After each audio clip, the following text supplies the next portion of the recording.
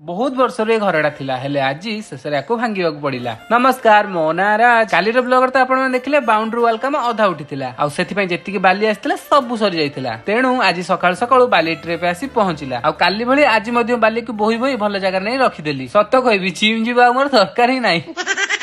आज मोर मेन काम होउची ए भांगी जाइथिबा पुराना माटी घर को पूरा भांगी सफा करिबा। ए घरटा बहुत पुराना आ ए घर सब बहुत पुराना स्मृति मध्ये जोड़ी हेई अछि। हेले बात्यार ए घरटा भांगी जाइथिला आ सेबेठु एमति पड़ी रही आ काम कला बेले किछि यदि फुटी जाउची मन रे डर आ छण भीतर को जीवा आ कामुडी देइनी तो काहे कि ना ए घरटा बहुत दिन लेने एमति पड़ी रही आ या भीतर बहुत विषाक्त जीव मध्ये थाई पारंती सेथि पई टिके डर लागुची। आ ए काम सकाळ स्टार्ट करथिले आ देखु देखु संध्या हेई गला। काम मध्ये पाखा पाखी सरी गला। बाउंस बत्ता कुट्टा सबु बोही आमे रखिदेलु। हेले बळका कुंड सबु बहु जाली देला। कहिला एथरे मशा सबु पळेइबे आ मशा कथार मने पडिला आम घरे देखंतु केते मशा आ एमान को देखि मते बेल बेल लागुची आम घरे मशा नुह मशा माने को घरे आमे रहउछु।